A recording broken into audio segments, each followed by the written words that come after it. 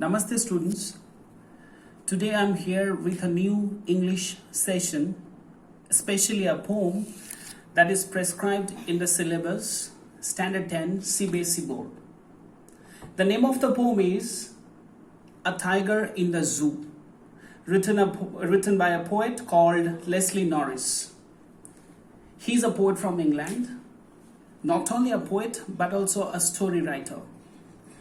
So therefore, if you read the poem quite attentively, you will get to know that almost in the method of a storytelling, he has given a description of the tiger. The title focuses about the tiger.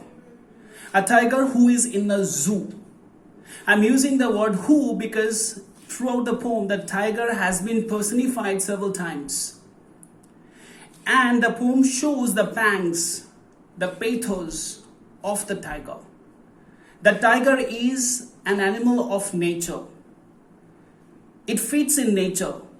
But ultimately, when you bring the tiger and you engage the tiger, definitely the tiger, the power of the tiger, the glory of the tiger, it doesn't suit him. And it looks abnormal. Before I get into the poem, initially I have decided that this session is going to be an introduction of the poem and the poet. You can say that this is going to be a summary. So that whenever we will get into the stanzas of the poem, we can get the real crux of the poet and the poem itself. If we take the life of the poet, his lifetime talks about a time where there is an occurrence of World War II. So therefore he has witnessed the real annihilation of the world, real destruction of the world. And he has worked as a pilot. Therefore, he has seen the real danger of the world and the situation of the world that's going on right now also. This poem appears to be very relevant at this stage because we are also undergoing a stage where there is threat all the time. Therefore, we are also engaged. So therefore, I have chosen this poem because it shows a close relevance of the tiger and with us. The tiger is also engaged. Similarly, this precarious condition that is going on right now, that has also put us into our home. That is our cage right now. We people cannot go outside because there is always a threat and danger in outside nature. If you talk about the poet, he has talked about the Great Depression. Great Depression, it has occurred during the time of World War II. And it's a loss of economic condition of the world. Economic condition was totally exhausted. Right now, this is the condition where each and every person is facing existential crisis. So it's a struggle of existence.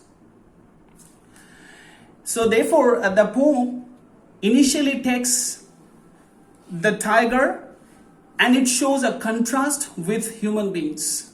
There are 4 stanzas. And categorically, the poet has started the poem with a description of the tiger. And the tiger is very bright, glorious, gorgeous with bright eyes.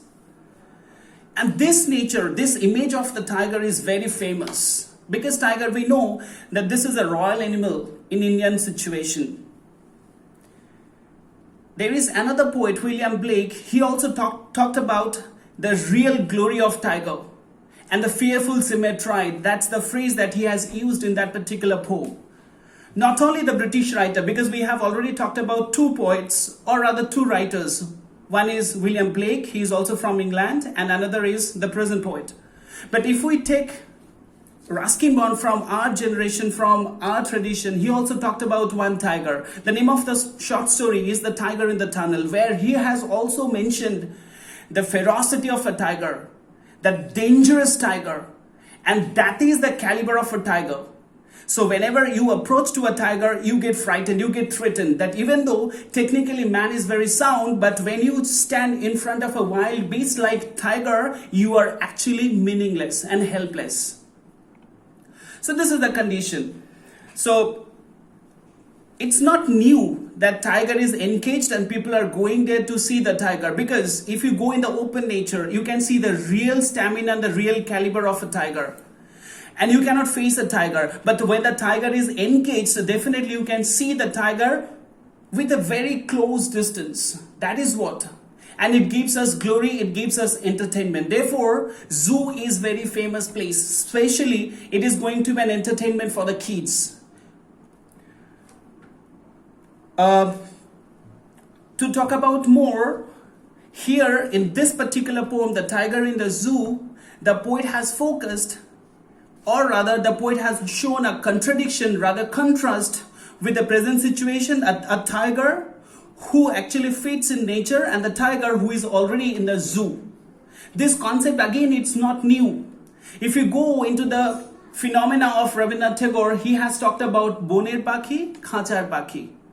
In that particular poem, our favorite poet Rabindranath Tagore has also given an initiation that a nature bird is really free nature. When you bring that bird into a cage, the real glory, the freedom, everything is lost. And ultimately that bird doesn't appear to be a bird. It becomes lifeless entity. Similarly, almost in the same tone and temperament, this poet has also talked about the tiger. When you have put the tiger into a cage, that brightness, that ferocity, it's missing. And the tiger has become docile. The tiger has become totally reluctant and disenergized. Ultimately, even though you can catch hold of a tiger, but ultimately this tiger doesn't show a real tiger. So in this situation, the poet has given an introduction of the tiger. It shows, the first stanza especially shows the physical glamour, real beauty of a tiger. The striped skin, the paws, and the way it walks. So when a tiger walks in the forest, it's a different situation. When the tiger walks in a cage, it's a different situation, because in a cage, it has a limited space. And that limitation is making the tiger very limited. Limited means powerless. If you go into the openness of the nature, you can see the caliber, the skill. The tiger can pounce on you. But in a cage, the tiger seems to be quite silent. It has no power inside. So in this way, the poet gradually shows that the tiger has become really docile, disenergized. There is no power. There is no glory. It has lost everything. And it happens in everyday life. A man, when that man becomes engaged due to any disease, maybe health problem, you can see that the glory of that person is getting diminished every day by day. And that virility of that person is missing. And his face, his eyes, these are not bright eyes. His skin also shows that this is pale, this is awful. So that brightness of that person is missing when that person is suffering from a disease and that person is engaged at home. We are also similarly in the same situation at this stage. We cannot go outside, we cannot see the nature. But ultimately you can see nature shows its own reaction. In recent video, we got one clip that in Varanasi, there are some deer. They came into the street. If you go visit Gujarat, cheetahs, tigers, they are in the open nature. So they feel so free right now because they are not endangered by the presence of human beings. Similarly, in this situation, the poem has given a stark contrast about human existence. So therefore, the first 2 through 3 stanzas, the poet has talked about the change in the tiger, what kind of entertainment people or the viewers are getting from the tiger. At the end, it shows the real pathetic condition of the tiger. The tiger in the end, almost staying in an adversity. Because the tiger is not able to enjoy the situation. The circumstance in which the tiger is engaged, it's really pathetic for it. Similarly, that power, you can understand that when a tiger is shown in a circus, the tiger is engaged with a bow. So therefore the power, the glory, the skill of the tiger is limited. And the ringmaster can dominate over the tiger. But if you remove the ring, you can actually see the real caliber of the tiger, real power of the tiger, real stamina of the tiger. It's going to be uncontrollable, relentless. Tiger is going to be relentless.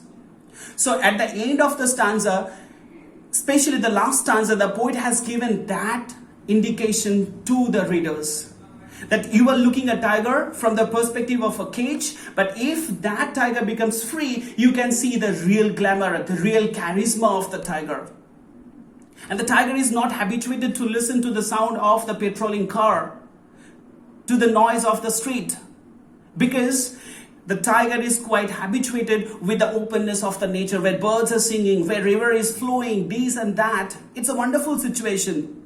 So when the tiger is brought in human situation, the tiger feels unhygienic, totally dehydrated. So therefore, the poet has shown a situation, the poet has given an introduction where it shows that tiger is also very helpless in human situation, where we feel human situation is the best creation of God. So if human being is a real situation or real creation of God, how can it be so ugly? How can it be so fearful? A tiger doesn't enjoy. The tiger doesn't care who comes to visit. The tiger is not ready to entertain those visitors. Rather, in its own stamina, in its own world. And rather, the tiger is missing that world. So, at the ending stage, or rather the last stanza, the poet has given a stark contrast. At the same time, it shows the real crux of the poem and the poet. Thank you. In our next session, we will deal with the stanzas. Thank you very much.